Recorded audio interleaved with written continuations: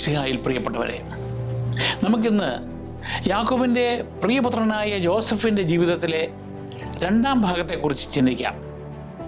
കച്ചവടക്കാർ ജോസഫിനെ ഈജിപ്തിലേക്ക് കൊണ്ടുവന്നപ്പോൾ ഫറവോയുടെ ഉദ്യോഗസ്ഥനായ പോത്തിഫർ അവനെ വിലയ്ക്ക് വാങ്ങി. ദൈവത്താൽ അനുഗ്രഹിക്കപ്പെട്ട ജോസഫ് മൂലം അഭിവൃദ്ധി പ്രാപിച്ചിരുന്നതിനാൽ പോത്തിഫർ അവൻ്റെ എല്ലാം അവനെ ഭരമേൽപ്പിച്ചു. ഉൽപ്പത്തി പുസ്തകം 39 അധ്യായം 1 മുതൽ 6 വരെ വാക്യങ്ങൾ. എന്നാൽ അവനെ പാപത്തിന് പ്രേരിപ്പിക്കുന്നതിൽ പരാജയപ്പെട്ട പോത്തിഫറിൻ്റെ ഭാര്യ തെറ്റായ പെരുമാറ്റം ആരോപിച്ച് ജോസഫിനെ തടവിലാക്കി. ചങ്ങലകളിൽ പോലും ദൈവത്തിൻ്റെ സാന്നിധ്യം അവനിൽ വ്യക്തമായിരുന്നതിനാൽ അവൻ ജയിൽ വാർഡൻ്റെ വിശ്വാസം നേടുകയും അവിടെ തടവുകാരുടെ മേൽനോട്ടക്കാരനാവുകയും ചെയ്തു. തടവിൽ സ്വപ്നങ്ങളെ വ്യാഖ്യാനിക്കാനുള്ള ജോസഫിൻ്റെ കഴിവ് പ്രകടിപ്പിക്കുവാൻ അവസരമുണ്ടായി. ഫറവോയുടെ 2 ഉദ്യോഗസ്ഥരായ പാനപാത്രവാഹകന്റെയും പ്രധാന പാചകക്കാരൻ്റെയും സ്വപ്നങ്ങളെ അവൻ കൃത്യമായി വ്യാഖ്യാനിച്ചു. ഇരുവരും ഫറവോയ്ക്കെതിരെ തെറ്റ് ചെയ്തിരുന്നതിനാലാണ് ജോസഫിനെ പാർപ്പിച്ച അതേ ജയിലിൽ തടവിലാക്കപ്പെട്ടിരുന്നത്. ഒരു രാത്രി 2 പേർക്കും സ്വപ്നങ്ങളുണ്ടായി.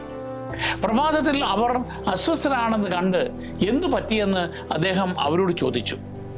തങ്ങൾക്ക് ഓരോരുത്തർക്കും സ്വപ്നമുണ്ടായെന്നും അവ വ്യാഖ്യാനിക്കാൻ ആരുമില്ലെന്നുമാണ് അവർ വിശദീകരിച്ചത്. തൻ്റെ കഴിവ് ദൈവത്തിൽ നിന്നാണെന്ന് വ്യക്തമാക്കിക്കൊണ്ട് അവൻ പറഞ്ഞു, വ്യാഖ്യാനം ദൈവത്തിൻ്റെതല്ലേ, സ്വപ്നം എന്തെന്ന് പറയൂ. ഉൽപ്പത്തി 40:8 വാക്യം. പാനപാത്രവാഹകൻ ആദ്യം തൻ്റെ സ്വപ്നം വിവരിച്ചു. 3 ശാഖകളുള്ള 3 മുന്തിരിവള്ളി അവൻ സ്വപ്നത്തിൽ കണ്ടു. അവ വേഗത്തിൽ മുളച്ചു, പൂത്തു, പഴുത്ത മുന്തിരിക്കുലകൾ കായ്ച്ചു. ഫറവോയുടെ പാനപാത്രം വഹിച്ചപ്പോൾ അവൻ മുന്തിരിപ്പഴം എടുത്ത് പാനപാത്രത്തിൽ പിഴിഞ്ഞ് ഫറവോയ്ക്ക് കൊടുത്തു. ജോസഫ് സ്വപ്നം വ്യാഖ്യാനിച്ചുകൊണ്ട് പറഞ്ഞു, 3 ശാഖകൾ 3 ദിവസങ്ങളെ പ്രതിനിധീകരിക്കുന്നു. അടുത്ത 3 ദിവസങ്ങൾക്കുള്ളിൽ ഫറവോൻ പാനപാത്രവാഹകനെ തൻ്റെ സ്ഥാനത്തേക്ക് പുനഃസ്ഥാപിക്കും. ഉൽപ്പത്തി 40:13 വാക്യം. തുടർന്ന് ജോസഫ് പാനപാത്രവാഹകനോട് തന്നെ ഓർമ്മിക്കാനും ഫറവോയോട് തന്നെക്കുറിച്ച് പരാമർശിക്കാനും ആവശ്യപ്പെട്ടു. അതുവഴി അവൻ ജയിൽ മോചിതനാകുമെന്ന് പ്രതീക്ഷിച്ചു. പാനപാത്രവാഹകന്റെ സ്വപ്നം അനുകൂലമെന്ന് കണ്ട് പാചകക്കാരൻ തൻ്റെ സ്വപ്നം ജോസഫിനോട് പറഞ്ഞു. അവൻ തൻ്റെ തലയിൽ വെളുത്ത അപ്പമുള്ള 3 കൊട്ടകൾ സ്വപ്നത്തിൽ കണ്ടു. ഫറവോയ്ക്ക് വേണ്ടിയുള്ള എല്ലാത്തരം ബേക്കറി സാധനങ്ങളും മുകളിലെ കൊട്ടയിൽ നിറഞ്ഞിരുന്നു. പക്ഷേ പക്ഷികൾ അവൻ്റെ തലയിലെ കൊട്ടയിൽ നിന്നും തിന്നുകൊണ്ടിരുന്നു. ബേക്കറിക്കാരനുള്ള ജോസഫിൻ്റെ വ്യാഖ്യാനം ഭയാനകമായിരുന്നു. 3 കൊട്ടകളും 3 ദിവസത്തെ പ്രതിനിധീകരിക്കുന്നുവെന്ന് അദ്ദേഹം വിശദീകരിച്ചു. എന്നാൽ 3 ദിവസത്തിനുള്ളിൽ ഫറവോൻ അപ്പക്കാരൻ്റെ ശിരസ് ഛേദിക്കും. ഉൽപ്പത്തി 40:19 വാക്യം. 3 ദിവസത്തിന് ശേഷം ഫറവോ തൻ്റെ ജന്മദിനത്തിൽ എല്ലാ ദാസന്മാർക്കും വിരുന്ന് നൽകി. ജോസഫ് മുൻകൂട്ടി പറഞ്ഞതുപോലെ തന്നെ സംഭവങ്ങൾ ചുരുളഴിഞ്ഞു. ഫറവോ പ്രധാന പാനപാത്രവാഹകനെ വീണ്ടും അവൻ്റെ ജോലിയിലേക്ക് പുനഃസ്ഥാപിച്ചു. എന്നാൽ ബേക്കറിക്കാരനെ തൂക്കിക്കൊന്നു. പ്രവചനം പൂർത്തിയായെങ്കിലും പാനപാത്രവാഹകൻ ജോസഫിനെ മറന്നു. അതിനാൽ ജോസഫ് 2 വർഷം കൂടി തടവിൽ കഴിഞ്ഞു.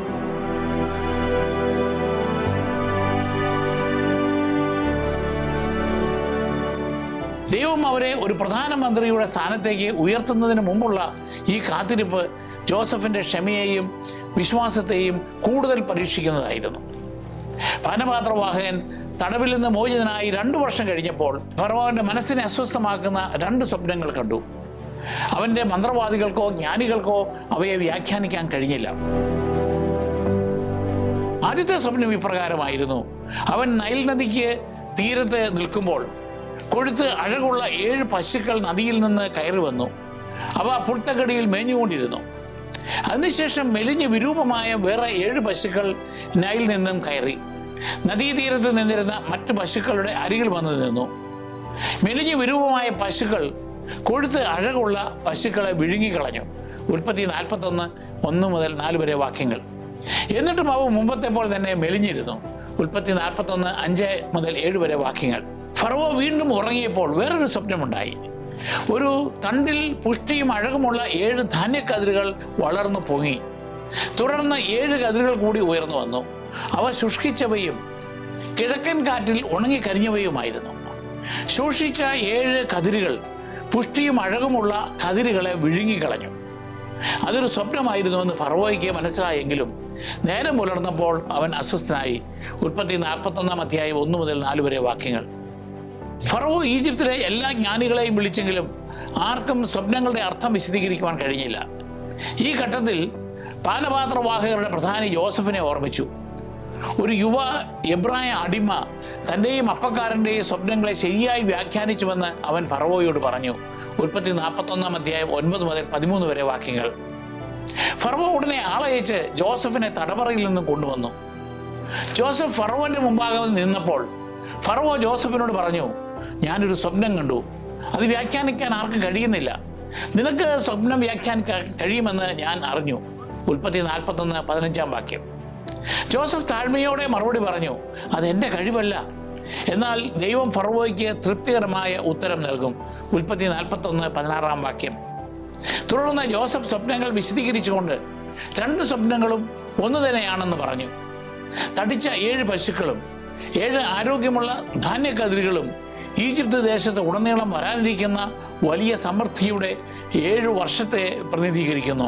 മെലിഞ്ഞ 7 പശുക്കളും 7 കരിഞ്ഞ കതിരുകളും സമൃദ്ധിയുടെ വർഷങ്ങൾക്ക് ശേഷമുള്ള 7 വർഷത്തെ കഠിനക്ഷാമത്തെ പ്രതിനിധാനം ചെയ്യുന്നു. അത് ദേശത്തെയും അതിൻ്റെ സമൃദ്ധിയെയും ദഹിപ്പിച്ചു കളയും. ക്ഷാമം വളരെ കഠിനമായിരിക്കുമെന്നും അതിനു മുമ്പുള്ള സമൃദ്ധിയുടെ വർഷങ്ങൾ അപ്പോൾ ആരും ഓർമ്മിക്കില്ലെന്നും ഫറവോയ്ക്ക് ജോസഫ് മുന്നറിയിപ്പ് നൽകി. തൻ്റെ വ്യാഖ്യാനത്തിന് ശേഷം ജോസഫ് വേഗത്തിൽ പ്രവർത്തിക്കാൻ ഫറവോയെ ഉപദേശിച്ചു. അതുകൊണ്ട് ഫറവോ വിവേകിയും ബുദ്ധിമാനുമായ ഒരാളെ കണ്ടുപിടിച്ച് ഈജിപ്തിൻ്റെ മുഴുവൻ അധിപനായി നിയമിക്കണം. നാട്ടിലെങ്ങും മേൽനോട്ടക്കാരെ നിയമിച്ച് സമൃദ്ധിയുടെ 7 വർഷങ്ങളിലും വിളവിൻ്റെ 1/5 ശേഖരിച്ച് അത് ഫറവോയുടെ അധികാരത്തിന് കീഴിൽ നഗരങ്ങളിൽ സൂക്ഷിച്ചു വയ്ക്കണം. ഈജിപ്തിൽ 7 വർഷം നീണ്ടു നിൽക്കാൻ പോകുന്ന ക്ഷാമത്തെ നേരിടാനുള്ള കരുതൽ ധാന്യമായിരിക്കും അത്. അങ്ങനെ നാട് പട്ടിണി കൊണ്ട് നശിക്കാതിരിക്കും. ഉൽപ്പത്തി 41 അധ്യായം 33 മുതൽ 36 വരെ വാക്യങ്ങൾ. ജോസഫിൻ്റെ ഉപദേശത്തിൽ ഫറവോയും അയാളുടെ ഉദ്യോഗസ്ഥന്മാരും സന്തുഷ്ടരായി. ദൈവത്തിൻ്റെ ആത്മാവ് കുടികൊള്ളുന്നവനായി ഫറവോ ജോസഫിനെ കണ്ടു. ഫറവോ ജോസഫിനോട് പറഞ്ഞു, ദൈവം ഇക്കാര്യമെല്ലാം നിനക്ക് വെളിപ്പെടുത്തി തന്നിരിക്കുന്നത് കൊണ്ട് നിന്നെപ്പോലെ വിവേകിയും ബുദ്ധിമാനുമായ ഒരാൾ വേറെയില്ല. നീ എൻ്റെ വീടിൻ്റെ മേലാളായിരിക്കും. എൻ്റെ ജനം മുഴുവനും നിന്റെ വാക്കനുസരിച്ച് പ്രവർത്തിക്കും. സിംഹാസനത്തിൽ മാത്രമായിരിക്കും ഞാൻ നിന്നേക്കാൾ വലിയവൻ. ഉൽപ്പത്തി 41 39 മുതൽ 40 വരെ വാക്യങ്ങൾ. ഫറവോ ഈജിപ്തിൻ്റെ മുഴുവൻ അധിപനായി ജോസഫിനെ നിയമിച്ചു. അയാൾ തൻ്റെ കയ്യിൽ നിന്ന് മുദ്രമോതിരം ഊരിയെടുത്ത് ജോസഫിനെ അണിയിച്ചു. അവനെ പട്ടുവസ്ത്രങ്ങൾ ധരിപ്പിച്ചു. കഴുത്തിൽ ഒരു സ്വർണ്ണമാല ഇടുകയും ചെയ്തു. ഉൽപ്പത്തി 41 41 42 വാക്യങ്ങൾ. ഫറവോ തൻ്റെ 2ാം രഥത്തിൽ ജോസഫിനെ എഴുന്നള്ളിച്ചു. മുട്ടുമടക്കുവിനെന്ന് അവർ അവന് മുൻപേ വിളിച്ചു പറഞ്ഞുകൊണ്ടിരുന്നു. അവൻ ജോസഫിന് സാഫ്നത്ത് ഫാനയ എന്ന് പേരിട്ടു. അപ്പോൾ ജോസഫിന് 30 വയസ്സായിരുന്നു. ഇത് സകല ജനതകളുടെയും രക്ഷയ്ക്കായി 30-ാം വയസ്സിൽ പരസ്യജീവിതം ആരംഭിച്ച ഈശോയെ അനുസ്മരിപ്പിക്കുന്നു. ഓരിലെ പുരോഹിതനായ പൊത്തിഫറായിയുടെ മകൾ അസ്നത്തിനെ ജോസഫിന് ഭാര്യയായി നൽകി. ഈ വിവാഹം ജോസഫിനെ ഈജിപ്ഷ്യൻ സമൂഹത്തിൻ്റെ ഏറ്റവും ഉയർന്ന തലത്തിലേക്ക് സമന്വയിപ്പിച്ചു. ഫിലിയോപോളിസ് എന്നറിയപ്പെടുന്ന ഓൻ നഗരം സൂര്യദേവനായ റേയ്ക്ക് സമർപ്പിച്ചിരിക്കുന്ന ഒരു പ്രധാന മതകേന്ദ്രമായിരുന്നു. അതിനാൽ ഓനിലെ പുരോഹിതൻ സമുന്നത വ്യക്തിയായിരുന്നു. അതിനാൽ ഈ വിവാഹം വഴി ജോസഫ് കൂടുതൽ അംഗീകരിക്കപ്പെട്ടു. ക്ഷാമകാലം തുടങ്ങും മുൻപ് അവന് 2 പുത്രന്മാർ ജനിച്ചു. എൻ്റെ കഷ്ടപ്പാടും പിതാവിൻ്റെ വീടും എല്ലാം മറക്കാൻ ദൈവം എന്നെ ഇടയാക്കിയിരിക്കുന്നു എന്ന് പറഞ്ഞുകൊണ്ട് അവൻ തൻ്റെ ആദ്യജാതനെ മനാസ എന്ന് പേരിട്ടു. അടിമത്തം, തടവ്, സഹോദരന്മാരുടെ വഞ്ചന എന്നീ ഭൂതകാല വേദനകളിൽ നിന്ന് ജോസഫ് പുതുതായി കണ്ടെത്തിയ സ്വാതന്ത്ര്യത്തെയാണ് ഈ പേര് സൂചിപ്പിക്കുന്നത്. കഷ്ടതകളുടെ നാട്ടിൽ ദൈവം എന്നെ സന്താനപുഷ്ടമുള്ളവനാക്കിയിരിക്കും എന്ന് പറഞ്ഞുകൊണ്ട് 2ാമത്തെ പുത്രനെ അവൻ എഫ്രൈം എന്ന് പേര് വിളിച്ചു. ഉൽപ്പത്തി 41 50 മുതൽ 52 വരെ വാക്യങ്ങൾ. എഫ്രൈം എന്ന പേര് ദൈവത്തിൻ്റെ വീണ്ടെടുപ്പ് ശക്തിയുടെ ശക്തമായ ഓർമ്മപ്പെടുത്തലായി വർത്തിക്കുന്നു. അവൻ്റെ കഷ്ടതയുടെ ദേശം അവൻ്റെ ഫലഭൂയിഷ്ഠതയുടെ ദേശമായി മാറിയിരുന്നു. കഷ്ടപ്പാടുകളിൽ നിന്നും അധികാരത്തിൻ്റെയും അനുഗ്രഹത്തിൻ്റെയും സ്ഥാനത്തിലേക്കുള്ള അദ്ദേഹത്തിൻ്റെ യാത്രയെ അവരുടെ പേരുകൾ മനോഹരമായി പ്രതിഫലിപ്പിച്ചു. തൻ്റെ ഉന്നത സ്ഥാനം ലഭിച്ച ഉടൻ ജോസഫ് ജോലി ആരംഭിച്ചു. സമൃദ്ധിയുടെ 7 വർഷത്തിനിടയിൽ അവൻ ഈജിപ്ത് ദേശത്ത് ഉടനീളം സഞ്ചരിച്ച് കടൽക്കരയിലെ മണൽ പോലെ മിച്ചം വന്ന ധാന്യം ശേഖരിച്ച് അതത് നഗരത്തിൽ തന്നെ സൂക്ഷിച്ചു. ഒടുവിൽ അവൻ അത് അളക്കുന്നത് നിർത്തി, കാരണം അത് അളക്കാൻ കഴിഞ്ഞില്ല. ഉൽപ്പത്തി 41-49 വാക്യം. അഭൂതപൂർവമായ ഈ ദീർഘവീക്ഷണം രാഷ്ട്രത്തിൻ്റെ സുരക്ഷ ഉറപ്പാക്കി. ജോസഫിൻ്റെ സ്വപ്നവ്യാഖ്യാനം പോലെ 7 വർഷത്തെ ക്ഷാമം ആരംഭിച്ചപ്പോൾ ലോകമെമ്പാടും കടുത്ത ഭക്ഷ്യക്ഷാമം പടർന്നു. ഈജിപ്തിലെ ജനങ്ങൾ ആഹാരത്തിനായി ഫറവോയോട് അപേക്ഷിച്ചു. ഫറവോയുടെ പ്രതികരണം ഇതായിരുന്നു: ജോസഫിൻ്റെ അടുത്തേക്ക് ചെല്ലുക, അവൻ നിങ്ങളോട് പറയുന്നത് പോലെ ചെയ്യുക. ഉൽപ്പത്തി 41-55 വാക്യം. ജോസഫ് എല്ലാ കലവറകളും തുറന്ന് ഈജിപ്തുകാർക്കും ലോകമെമ്പാടുമുള്ള ആളുകൾക്കും ധാന്യം വിറ്റു. ക്ഷാമം എല്ലാ ദേശങ്ങളിലും അതിരൂക്ഷമായിരുന്നതിനാൽ എല്ലാ രാജ്യങ്ങളും ധാന്യം വാങ്ങുവാൻ ഈജിപ്തിലേക്ക് ജോസഫിൻ്റെ അടുക്കൽ വന്നു. ഉൽപ്പത്തി 41-56-57 വാക്യങ്ങൾ. ദൈവത്തോടുള്ള വിശ്വസ്തതയുടെയും അനുസരണത്തിൻ്റെയും ഫലമായി ഈ പ്രതിസന്ധി ഘട്ടത്തിൽ അറിയപ്പെടുന്ന മുഴുവൻ ലോകത്തിനും ഭക്ഷണം നൽകിയത് ജോസഫായിരുന്നു. ക്ഷാമത്തിൽ നിന്ന് രാഷ്ട്രങ്ങളെ രക്ഷിക്കുന്നതിലെ ജോസഫിൻ്റെ കാര്യസ്ഥത ക്രിസ്തുവിൻ്റെ ഉദാത്ത മാതൃകയാണ്. വിശക്കുന്ന ലോകത്തെ പോറ്റാൻ ജോസഫ് ഈജിപ്തിലെ കലവറകൾ തുറന്നതുപോലെ കുരിശിലെ തൻ്റെ യാഗത്തിലൂടെ ക്രിസ്തു ദിവ്യ കൃപയുടെ കലവറ തുറന്നു. ആത്മീയ ദാരിദ്ര്യത്തിൽ അകപ്പെട്ട ലോകത്തിന് തന്നെ സമർപ്പിക്കുന്ന ക്രിസ്തു ജീവൻ്റെ അപ്പമാണ്. യോഹന്നാൻ 6:35. ജനതകൾക്കായുള്ള ജോസഫിൻ്റെ ഭൗതിക കരുതൽ എല്ലാ മനുഷ്യവർഗത്തിനുമുള്ള ക്രിസ്തുവിൻ്റെ ആത്മീയ കരുതലിലേക്ക് വിരൽ ചൂണ്ടുന്നു. ലോകത്തെ പൂറ്റിയ ജോസഫിൻ്റെ പ്രവൃത്തി എല്ലാ ജനതകളെയും രക്ഷിക്കുവാനും അവരെ സഭയിലേക്ക് കൊണ്ടുവരുവാനുമുള്ള ക്രിസ്തുവിൻ്റെ ആത്മീയ ദൗത്യത്തിൻ്റെ ഭൗതിക അടയാളമാണ്.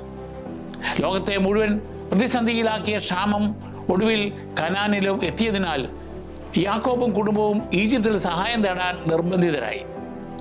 ഈജിപ്തിൽ ധാന്യമുണ്ടെന്ന് കേട്ടപ്പോൾ യാക്കോബ് ബെഞ്ചമിൻ ഒഴികെ തൻ്റെ 10 പുത്രന്മാരെയും ഭക്ഷണം വാങ്ങാൻ അവിടേക്ക് അയച്ചു. വർഷങ്ങൾക്ക് മുൻപ് ഈജിപ്തിലേക്ക് പോയ കച്ചവടക്കാർക്ക് തന്നെ വിറ്റ സഹോദരന്മാർ ജോസഫിൻ്റെ മുമ്പാകെ വന്നു നിന്നു. അവനെ തിരിച്ചറിയാൻ കഴിയാത്ത അവർ അവനെ കുമ്പിട്ട് വണങ്ങി. അങ്ങനെ ജോസഫിൻ്റെ ചെറുപ്പത്തിലെ പ്രവചന സ്വപ്നങ്ങൾ നിറവേറി. ഉൽപ്പത്തി 42:6. ജോസഫ് അവരെ തിരിച്ചറിഞ്ഞെങ്കിലും തൻ്റെ വ്യക്തിത്വം അവരിൽ നിന്നും മറച്ചു വെച്ചു. അവർ ചാരന്മാരാണെന്ന് ആരോപിച്ച് അവൻ അവരോട് പരുഷമായി സംസാരിച്ചു. അവരുടെ ആത്മാർത്ഥത പരീക്ഷിക്കുന്നതിനും തൻ്റെ ഇളയ സഹോദരനായ ബെഞ്ചമിൻ സുരക്ഷിതരാണെന്ന് ഉറപ്പാക്കുന്നതിനും അവരുടെ കഥ തെളിയിക്കാൻ അവനെ ഈജിപ്തിലേക്ക് കൊണ്ടുവരണമെന്ന് ജോസഫ് ആവശ്യപ്പെട്ടു. അത് നടപ്പാകുമെന്ന് ഉറപ്പാക്കാൻ അവൻ ശിമെയോനെ ബന്ദിയാക്കി മറ്റുള്ളവരെ ധാന്യവുമായി കാനാനിലേക്ക് തിരിച്ചയച്ചു. അതോടൊപ്പം അവർ അറിയാതെ അവരുടെ പണം രഹസ്യമായി അവരുടെ ചാക്കുകളിൽ തിരികെ വെച്ചു. അവർ തിരിച്ചെത്തിയപ്പോൾ ബെഞ്ചമിനെ ഈജിപ്തിലേക്ക് അയക്കാൻ പിതാവായ യാക്കോബ് വിസമ്മതിച്ചു. പക്ഷേ ക്ഷാമം രൂക്ഷമായപ്പോൾ അവനെ അയക്കുവാൻ അദ്ദേഹം നിർബന്ധിതനായി. സഹോദരന്മാർ ഈജിപ്തിലേക്ക് മടങ്ങി വന്നപ്പോൾ ജോസഫ് അവരെ സ്വാഗതം ചെയ്തു. ബെഞ്ചമിനെ കണ്ടപ്പോൾ അവൻ്റെ ഹൃദയം വികാരഭരിതമായി. അവൻ അവർക്ക് വിരുന്ന് നൽകിയപ്പോൾ ബെഞ്ചമിന് വാത്സല്യ സൂചകമായി 5 ഇരട്ടി ഭക്ഷണം നൽകി. തുടർന്ന് അവസാന പരീക്ഷണത്തിന് തൻ്റെ സ്വന്തം വെള്ളിപ്പാത്രം അവൻ രഹസ്യമായി ബെഞ്ചമിൻ്റെ ചാക്കിൽ വെച്ചു. സഹോദരന്മാർ പോകും വഴി ജോസഫിൻ്റെ കാര്യസ്ഥൻ അവരെ പിടികൂടി. ഒരു തിരച്ചിലിന് ശേഷം ബെഞ്ചമിൻ്റെ ചാക്കുകെട്ടിൽ നിന്ന് പാനപാത്രം കണ്ടെത്തി. സഹോദരന്മാർ നിരാശരായി ജോസഫിൻ്റെ കൊട്ടാരത്തിലേക്ക് മടങ്ങി. അവിടെ അവരുടെ നേതാവായ യൂദാസ് തൻ്റെ കുടുംബത്തിന് വേണ്ടി ഒരു വികാരാധീനമായ അഭ്യർത്ഥന നടത്തി. ബെഞ്ചമിനോടുള്ള തൻ്റെ പിതാവിൻ്റെ സ്നേഹവും അവനെ സുരക്ഷിതമായി തിരിച്ചെത്തിക്കുന്നതിന് എന്തും ത്യജിക്കാൻ തയ്യാറാണെന്ന് യാക്കോബിന് നൽകിയ ഉറപ്പും അവൻ വിവരിച്ചു. യഥാർത്ഥ അനുതാപത്തിൻ്റെയും ആത്മത്യാഗത്തിൻ്റെയും പ്രതീകമായി യൂദ ബെഞ്ചമിന് പകരം അടിമത്തം ഏറ്റെടുക്കാൻ സന്നദ്ധനായി. അവൻ പറഞ്ഞു, ബാലന് പകരം അങ്ങയുടെ അടിമയായി നിൽക്കാൻ എന്നെ അനുവദിക്കണമെന്ന് ഞാൻ അപേക്ഷിക്കുന്നു. ബാലൻ സഹോദരന്മാരുടെ കൂടെ തിരിച്ചു പോയിക്കൊള്ളട്ടെ. അവനെ കൂടാതെ ഞാൻ എങ്ങനെ പിതാവിൻ്റെ അടുത്ത് ചെല്ലും? അവന് സംഭവിക്കുന്ന ദുരന്തം ഞാൻ എങ്ങനെ സഹിക്കും? ഉൽപ്പത്തി 44-33-34 വാക്യങ്ങൾ. ഈ നിസ്വാർത്ഥ സന്നദ്ധത തൻ്റെ സഹോദരന്മാരിൽ മാറ്റം വന്നിരിക്കുന്നെന്നും ജോസഫിൻ്റെ വിശ്വാസത്തിന് ക്ഷമയ്ക്കും അവർ യോഗ്യരാണെന്നും തെളിയിച്ചു. അവൻ്റെ വികാരം നിയന്ത്രണാതീതമായി. അവൻ മറ്റെല്ലാവരെയും മുറിയിൽ നിന്ന് പുറത്താക്കിയിട്ട് ഏറെ കരഞ്ഞുകൊണ്ട് താൻ ആരാണെന്ന് സഹോദരന്മാർക്ക് വെളിപ്പെടുത്തി. അവൻ പറഞ്ഞു, നിങ്ങൾ ഈജിപ്തുകാർക്ക് വിറ്റ നിങ്ങളുടെ സഹോദരൻ ജോസഫാണ് ഞാൻ. ഉൽപ്പത്തി 45:4. അതോടെ സഹോദരന്മാർ ഭയന്ന് നിശബ്ദരായി. എന്നാൽ ജോസഫ് പ്രതികാരം ചെയ്യുന്നതിന് പകരം ദൈവത്തിൻ്റെ പദ്ധതികൾ ആഴമായ വിശ്വാസം പ്രകടിപ്പിച്ചുകൊണ്ട് അവരെ ആശ്വസിപ്പിച്ചു. അവൻ പറഞ്ഞു, എന്നെ ഇവിടെ വിറ്റുതോർത്ത് നിങ്ങൾ വിഷമിക്കുകയോ വിഷാദിക്കുകയോ വേണ്ട. കാരണം ജീവൻ നിലനിർത്താൻ വേണ്ടി ദൈവമാണ് എന്നെ നിങ്ങൾക്ക് മുൻപേ ഇങ്ങോട്ട് അയച്ചത്. ഉൽപ്പത്തി 45:5. തൻ്റെ സഹോദരന്മാരോടുള്ള ജോസഫിൻ്റെ കരുണ കുരിശിൽ കിടന്നുകൊണ്ട് ക്രിസ്തു പ്രകടിപ്പിച്ച ക്ഷമയുടെ മുന്നോടിയായിരുന്നു. തന്നെ പീഡിപ്പിക്കുന്നവരോട് ക്ഷമിച്ചുകൊണ്ട് യേശു പറഞ്ഞു, പിതാവേ, അവരോട് ക്ഷമിക്കണമേ, അവർ ചെയ്യുന്നത് എന്തെന്ന് അവർ അറിയുന്നില്ല. ലൂക്ക 23:34. ജോസഫിൻ്റെ കഷ്ടപ്പാട് വെറുതെ ആയില്ല.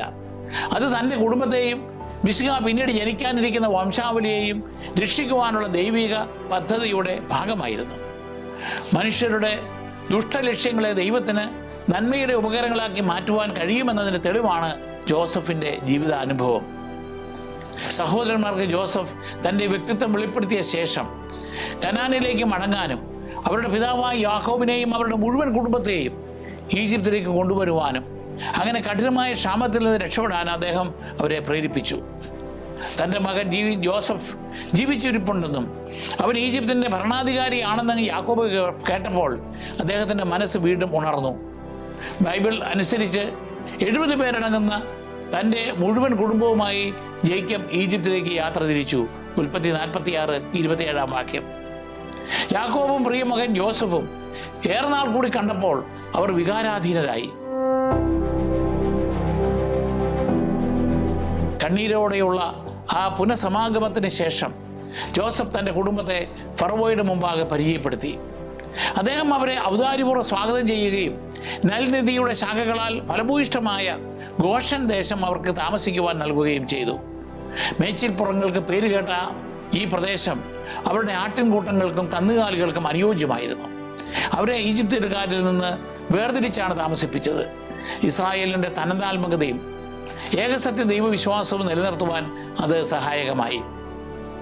യഹൂദ പാരമ്പര്യം ഈ ഈജിപ്ഷ്യൻ കുടിയേറ്റത്തെ രക്ഷയുടെ ഒരു നിമിഷമായും ഭാവിയിലെ പ്രവാസത്തിൽ നിന്നും അടിമത്തിൽ നിന്നുമുള്ള മോചനത്തിൻ്റെ സൂചനയായും കാണുന്നു.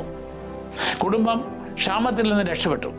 എന്നാൽ ഒരു വിദേശ ദേശത്ത് അവർ താമസിച്ചത് അവരുടെ ഭാവി അടിമത്തത്തിനും പുറപ്പാടിൻ്റെ ആവശ്യകതയ്ക്കും സാഹചര്യമൊരുക്കി.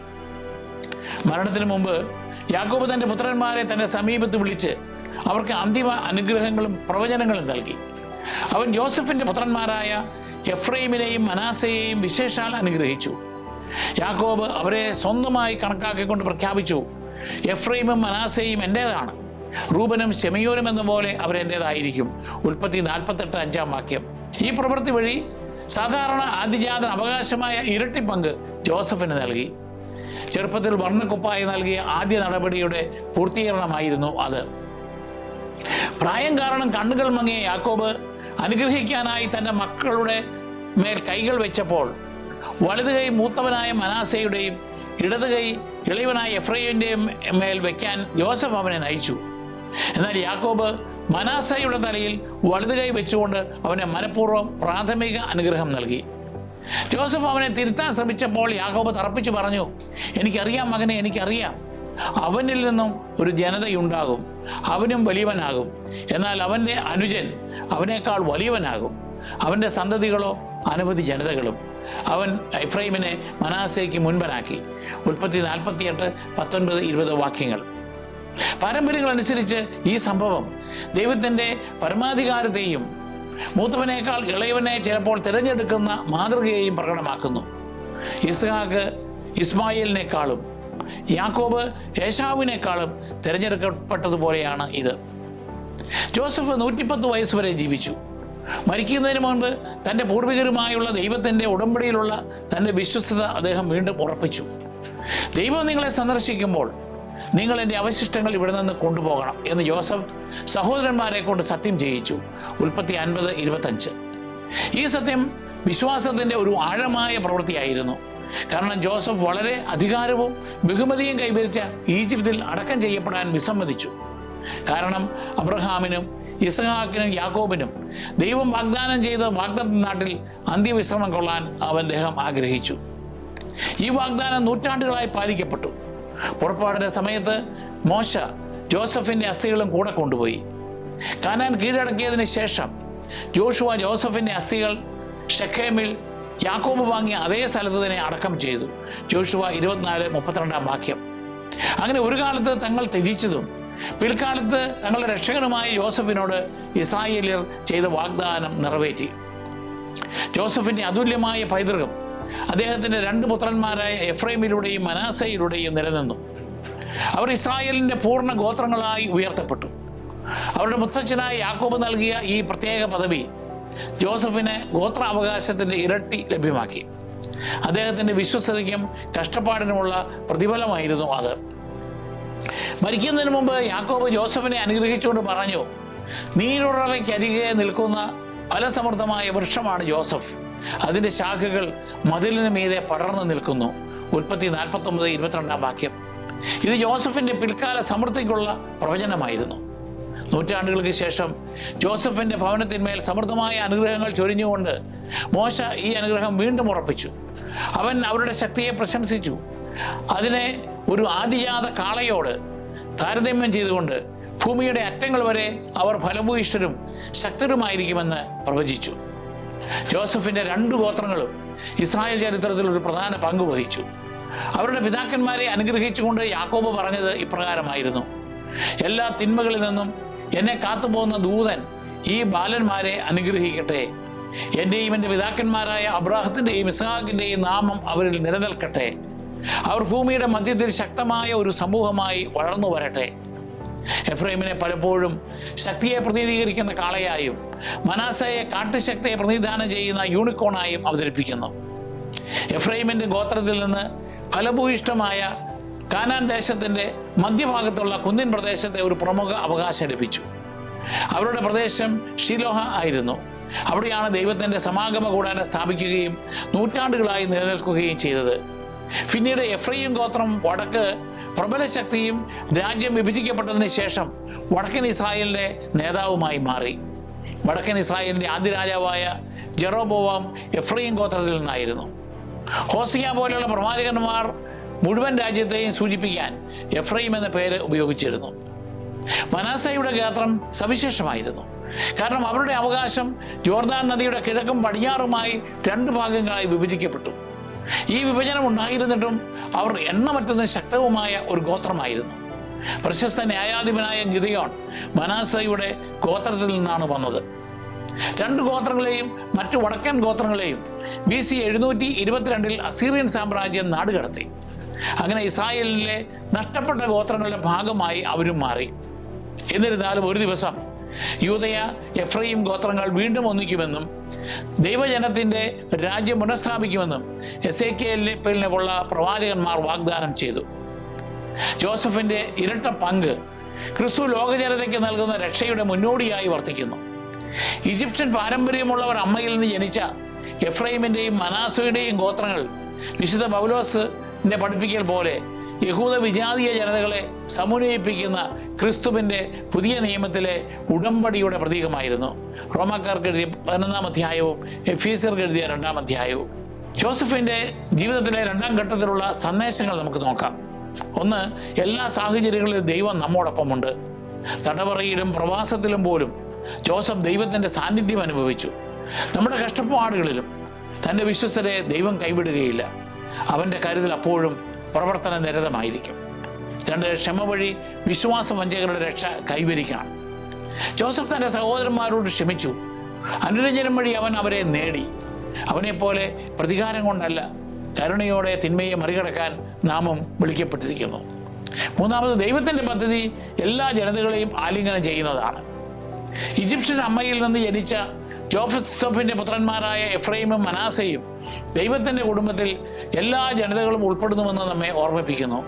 ക്രിസ്തുവിൽ എല്ലാവരും രക്ഷയുടെ ഉടമ്പടിയിലേക്ക് ദത്തെടുക്കപ്പെട്ടിരിക്കുന്നു. നമുക്ക് പ്രാർത്ഥിക്കാം. കർത്താവായ ദൈവമേ, നീ ജോസഫിനെ അടിമത്തത്തിൽ നിന്ന് ബഹുമാനത്തിലേക്കും തടവറയിൽ നിന്നും അധികാരത്തിലേക്കും ഉയർത്തിക്കൊണ്ട് അവൻ്റെ കുടുംബത്തിനും അനേകം ജനതകൾക്കും ഒരു രക്ഷകനാക്കി. പരീക്ഷണങ്ങളിൽ നിന്റെ കരുതലിൽ ആശ്രയിക്കാൻ വേണ്ട വിശ്വാസവും പ്രലോഭനങ്ങളിൽ നിർമ്മലരായി തുടരുവാനുള്ള ധൈര്യവും ഞങ്ങളോട് തെറ്റ് ചെയ്യുന്നവരോട് ക്ഷമിക്കുവാനുള്ള കരുണയും ഞങ്ങൾക്ക് നൽകണമേ. ജോസഫിനെ പോലെ പ്രതിസന്ധികളിൽ പ്രത്യാശയോടെ ജീവിക്കാനും എല്ലാവരെയും ക്രിസ്തുവിൽ അങ്ങയുടെ മക്കളായി സ്വീകരിക്കുവാനും ഞങ്ങൾക്ക് ഇടയാക്കണമേ. ആമേൻ.